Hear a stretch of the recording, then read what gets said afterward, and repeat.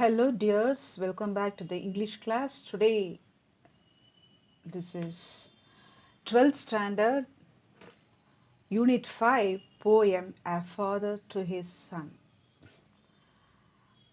மகனிடம் அப்பா கூறுகிறது. Okay, it will be an advice by Carl August Sandburg.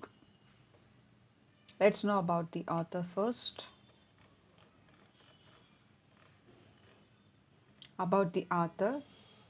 Poetry is the opening and closing of your door, leaving those who look through to guess about what was seen during a moment.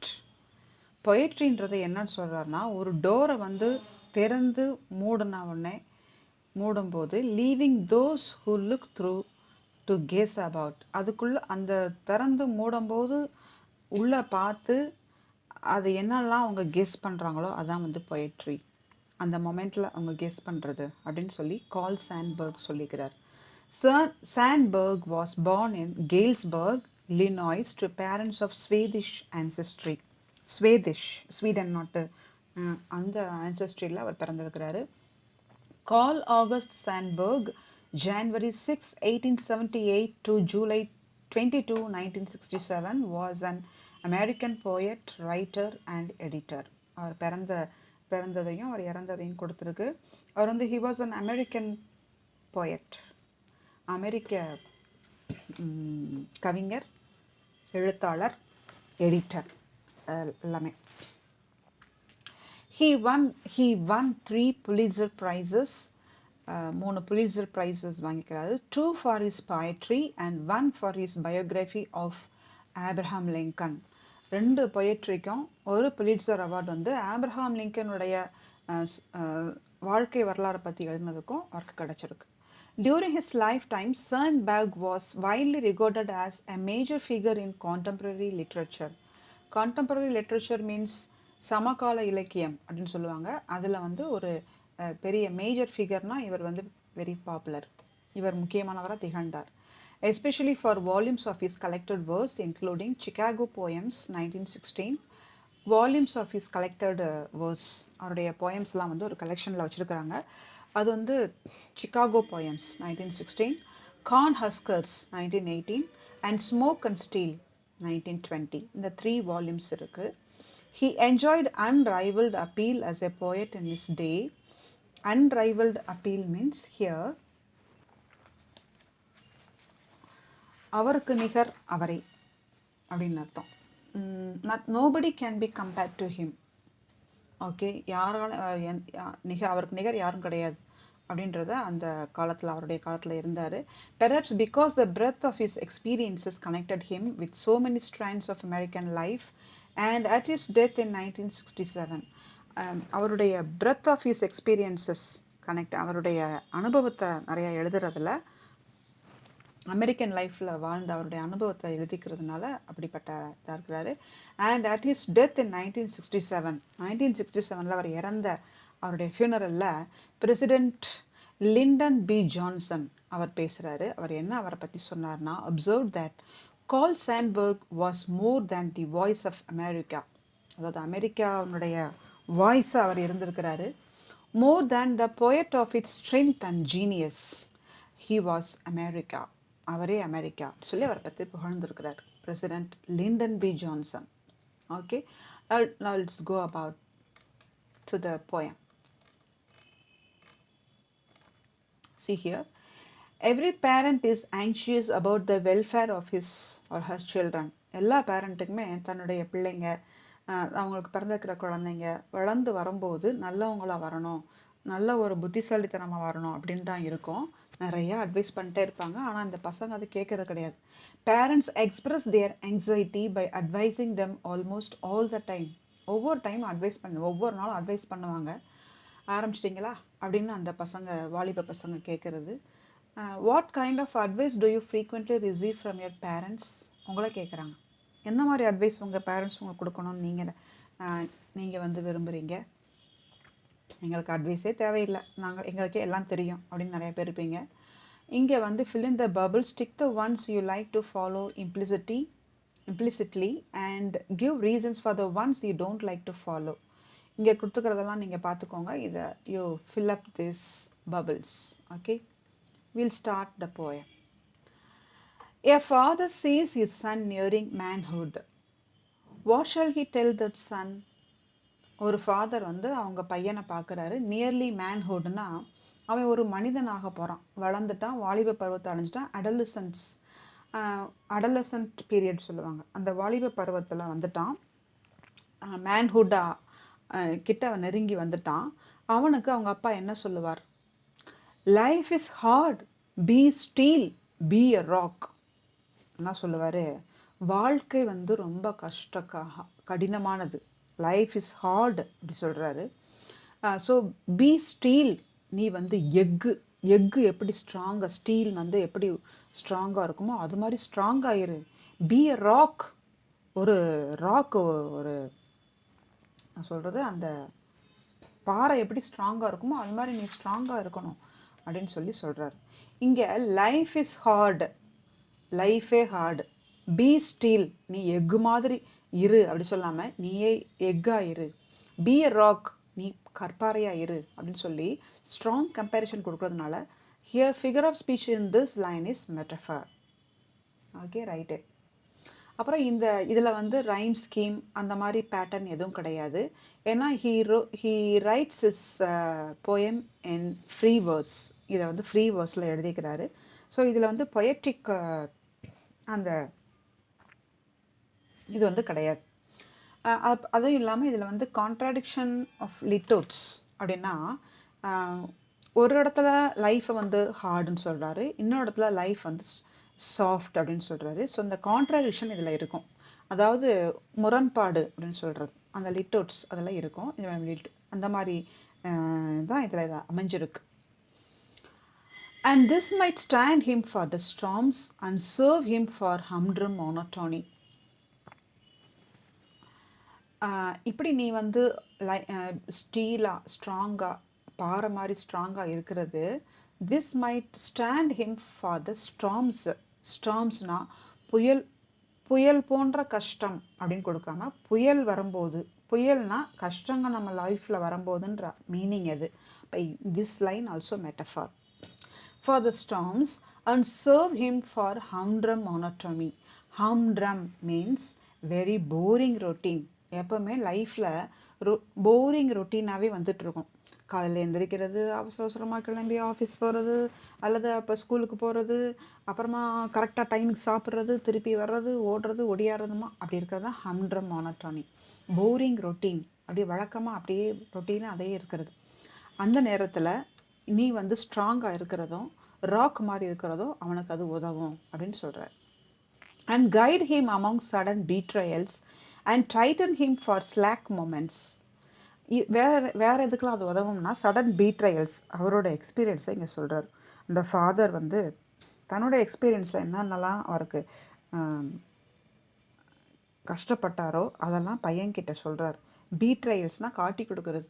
அதாவது நம்மளை சுற்றி friends மாதிரி தான் பழகுவாங்க, ஆனால் திடீர்னு அவங்களாலையும் நம்ம காட்டி கொடுக்கப்படுவோம். அந்த மாதிரி சமயத்தில் நம்ம ஸ்ட்ராங்காக, நம்மளுடைய ஸ்ட்ரென்த்து, நம்ம ஹார்டாக இருக்கிறது, it will help us to guide us among sudden betrayals and tighten him for slack moments. Slack மொமெண்ட்ஸ்னால் லேசி மொமெண்ட்ஸில் அவனை வந்து டைட்டன் பண்ணும், சீக்கிரமாக அதை அவனை செய்கிறதுக்கு அவனை வந்து என்கரேஜ் பண்ணும் அப்படின்னு சொல்கிறார். Life is the soft loam. மேலே பார்த்தீங்களா, லைஃப் இஸ் ஹார்ட் அப்படின்னு கொடுத்துருக்கு. இங்கே பாருங்கள், life is a soft loam. இங்கே வந்து ஆப்போசிட்டாக கொடுத்துருக்கு. அதான் திஸ்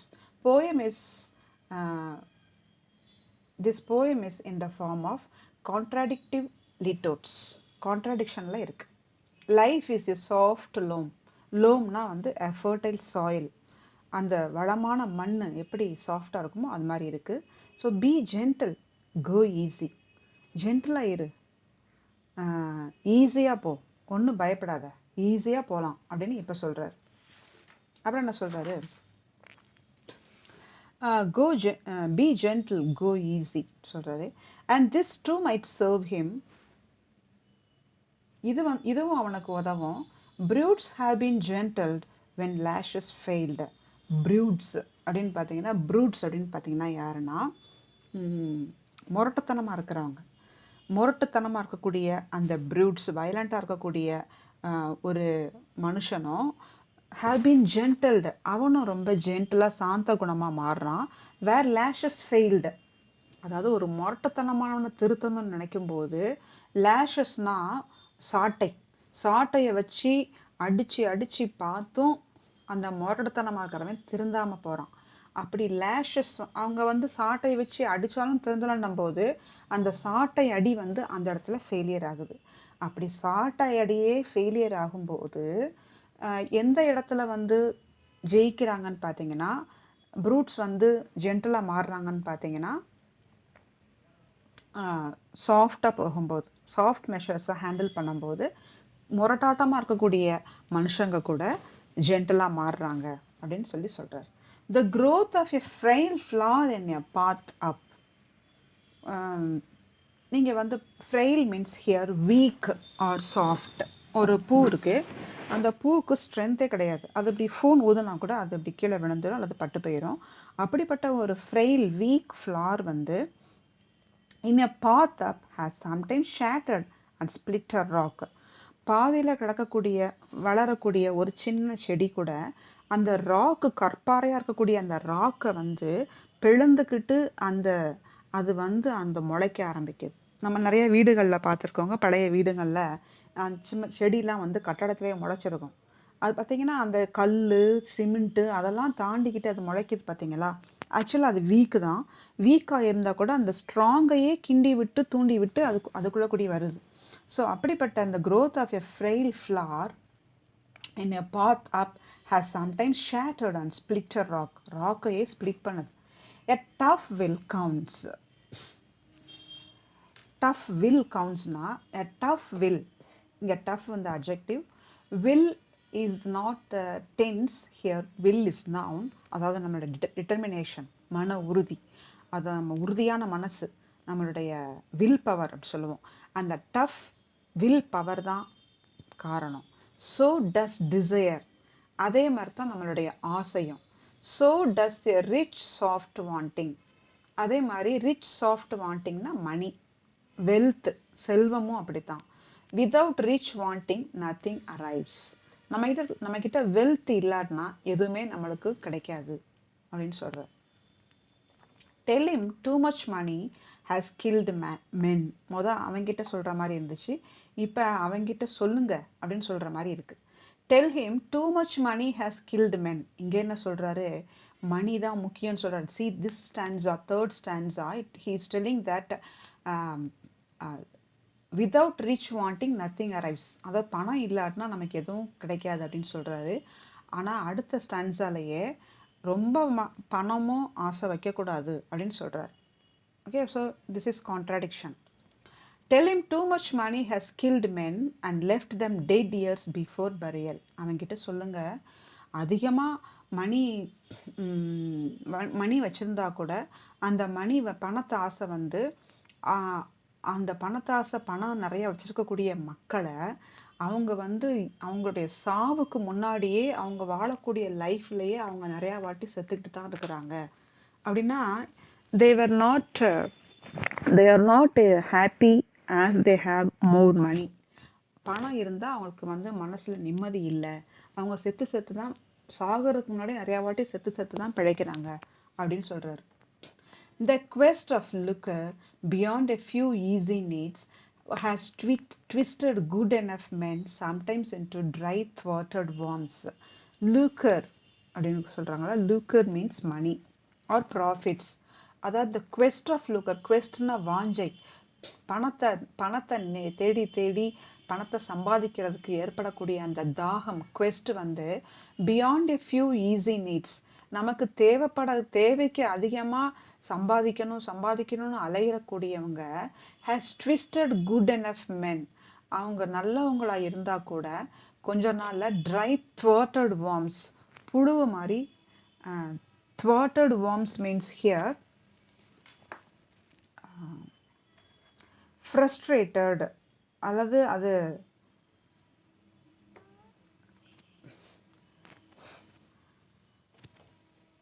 புழு மாதிரி thwarted worms மாதிரி அவங்களோட லைஃப் ஆயிருது அப்படின்னு சொல்றாங்க. அதுக்கப்புறம் இன்னொன்னு என்ன சொல்றாரு, tell him time as his stuff can be wasted. First என்ன சொன்னாரு, பி ஸ்ட்ராங் ஆயிரு, be steel, be a rock அப்படி சொன்னாரு. ஸ்ட்ராங்கா இருக்கிறதுக்கு, அந்த ஸ்ட்ராங்கா இருக்கும்போது அது நம்ம பீட்ரையல், சடன் பீட்ரையல்ஸ்லையும் ஸ்ட்ராம்ஸ்லையும் நம்மளை அது காப்பாற்றும் அப்படி சொல்றாரு. அதுக்கப்புறம் என்ன சொல்றாருன்னா, ஒரு ஃப்ரெயில் ஃப்ளார், சாரி, அதுக்கப்புறம் வந்து ஜென்டலாக இருக்கவும் சொல்கிறாரு. ஜென்டலாக இருக்கணும், அப்படி சாஃப்டாக இருக்கணும். சாஃப்டாக இருக்கிறது வந்து ப்ரூட்ஸை வந்து லேஷஸ் லேஷஸ் வந்து ஃபெயில் பண்ணிடும், ஆனால் ஜென்டில்னஸ் வந்து ப்ரூட்ஸனுடைய மனசை மாற்றும் அப்படி சொல்கிறாரு. அப்புறம் அந்த சாஃப்ட் ஃப்ளார், ஃப்ரெயில் ஃப்ளார் வந்து எப்படி ஒரு ராக்கையே ஸ்ப்ளிட் பண்ணி அது வளர்ந்து வருதோ அப்படி இருக்குது. அதே மாதிரி நம்மளோட டஃப் வில் தான் கவுண்ட்ஸு. நமக்குடைய மன டிட்டர்மினேஷன் இருக்கணும், அதுதான் வந்து ஸோ டஸ் டிசையர். அப்புறம் மணி வேணும்னு சொல்கிறாரு. மணி இருந்தால் தான் எல்லாத்தையும் பெற முடியும்னு சொல்கிறாரு.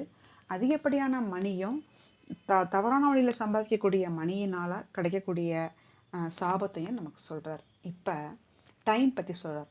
Tell him time as a stuff can be wasted. அவன்கிட்ட சொல்லுங்கள், டைம் வந்து கொஞ்சம் கொஞ்சம் வேஸ்ட் பண்ணிக்கலாம். எதுக்கு வேஸ்ட்டுனா, இங்கே வேஸ்ட்டுனா for him to be relaxed, அவன் ரிலாக்ஸ் பண்ணிக்கிறதுக்கும் கொஞ்ச நேரம் தூங்குறதுக்கும் அப்படின்னு அர்த்தம். Tell him to be a fool ever so often and to have no shame over having been a fool. சில இதில் ஃபூலாக இருந்திருக்கலாம், அவன் படிக்கிற காலத்தில் நிறைய இதில் ஃபெயில் ஆகிருக்கலாம், அவனை எல்லாரும் முட்டாள்னு சொல்லியிருக்கலாம். ஆனால் எல்லாரும் முட்டாள்னு உன்னை சொல்லும்போது அதை குறித்து நீ அவமானப்படாத. Okay, yet learning something out of every folly. Folly means mistakes. அந்த முட்டாள்தனமான செஞ்ச அந்த தவறில் என்னெல்லாம் நீ தவறு விட்டியோ அந்த தவறை திருத்திக்கிறதுக்கும் அதில் என்ன நம்ம லேர்ன் பண்ணிக்கிறோன்றதை லேர்ன் பண்ணுறதுக்கு ஒரு சான்ஸாக நமக்கு அந்த முட்டாள்தனமான மிஸ்டேக்ஸை நமக்கு கொடுக்குது.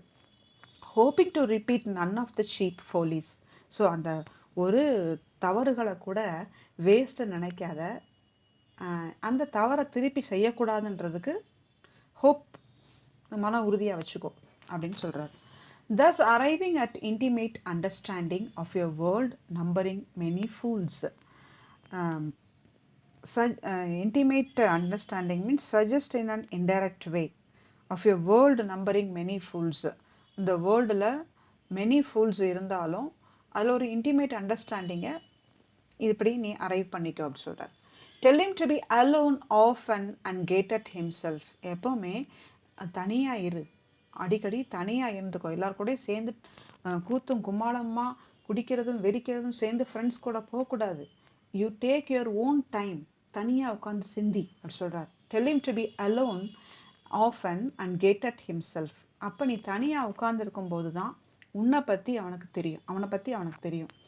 And above all tell himself no lies about himself. அவனை பற்றி பொய் பேச வேண்டான்னு சொல்லுங்க. Whatever the white lies and protective fronts he may use against other people. White lies, வெள்ளை பொய், பச்சையா பொய் பேசாம, பச்சைனோ இங்கே வெள்ளன்னு கொடுத்துருக்கு. மற்ற பீப்புளை பற்றி பொய் பேசுகிறதும், ப்ரொடெக்டிவ் ஃப்ரான்ஸ், நம்மளை தற்காப்புக்கிறதுக்காக மற்றவங்கள வந்து மாட்டி விடுற மாதிரி அப்படிலாம் பண்ணக்கூடாதுன்னு சொல்லுங்க அப்படின்னு சொல்கிறார். Tell him solitude is creative if he is strong. அவங்கிட்ட சொல்லுங்க, solitude means being alone. தனியாக இருக்கக்கூடிய அந்த தனிமை வந்து ஒரு கிரியேட்டிவ்.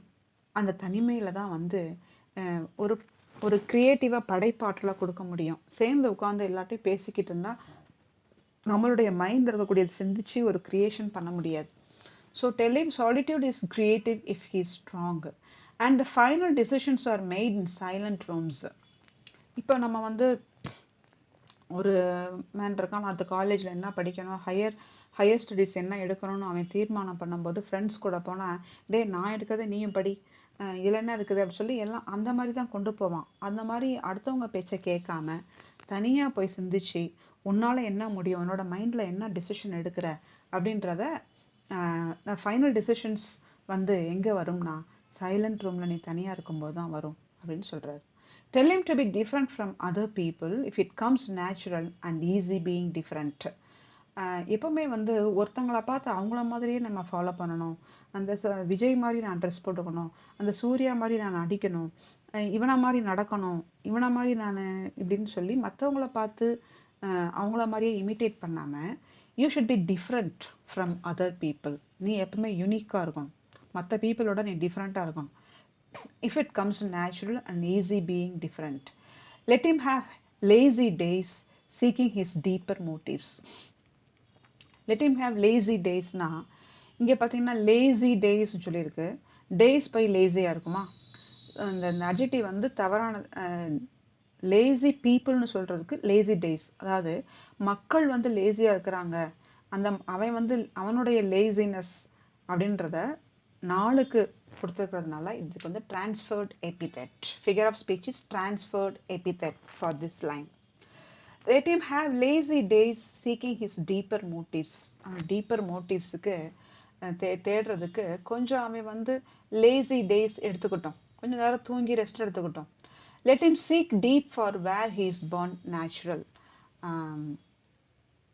Seek means search. டீப்பாக தேடி தேடி பார்க்கட்டும்.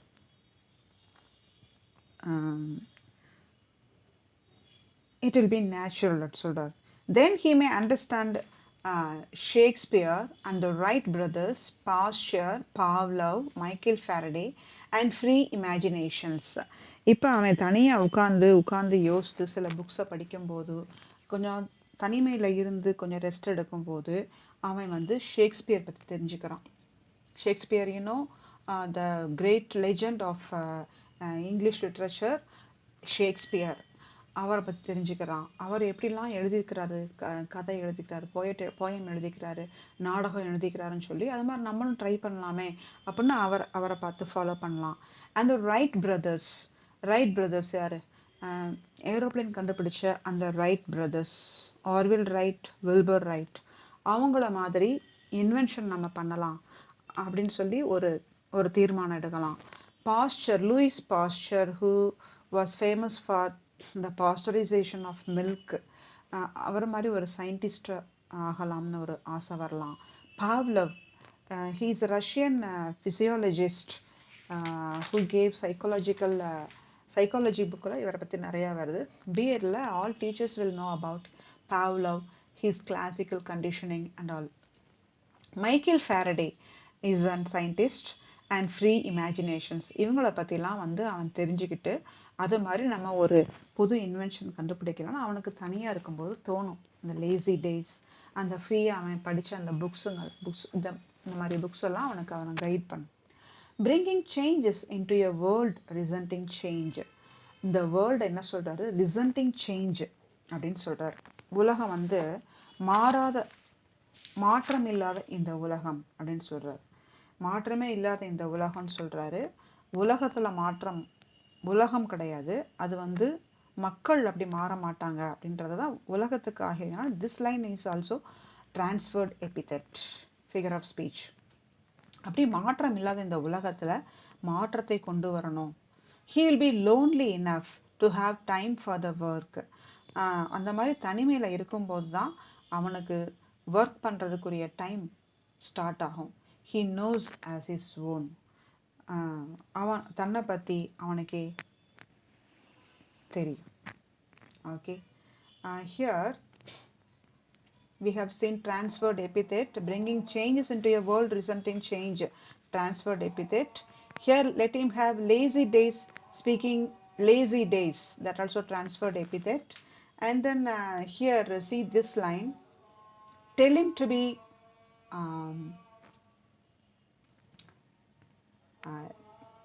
solitude, where it is.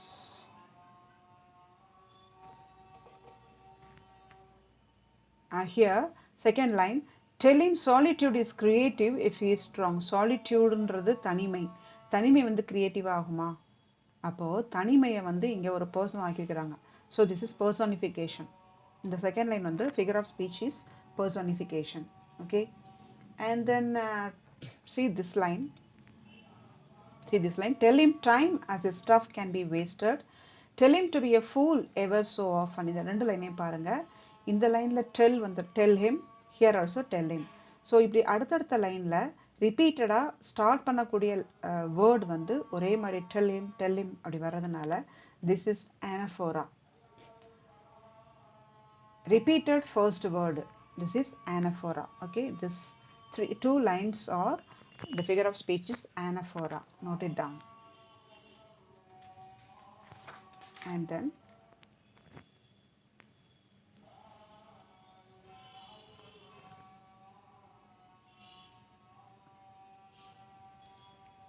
then life is a soft loam. Here life is a soft loam, be gentle, go easy. This line also figure of speech is metaphor.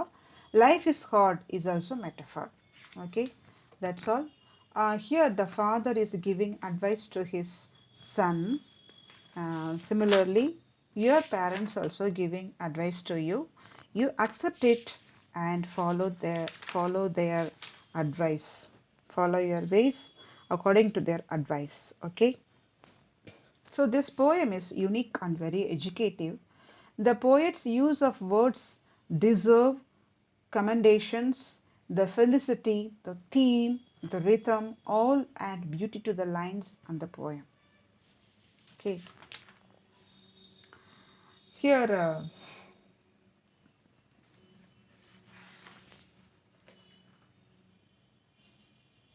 so the poem enables all young men know the ways and means to face life.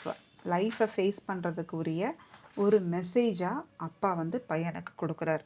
Okay, it is an interactive poem. It is subjective and objective. The father advises his son to be rocky and steely to face the ups and downs of life. ஒரு லைஃப்பை எப்படி face பண்ணணும்னு father சொல்லி கொடுக்கக்கூடிய ஒரு advice. So this poem enables all young men know the ways and means to face life. Okay, that's all. Here you have to do the homework. See, look at your book, turn to this page.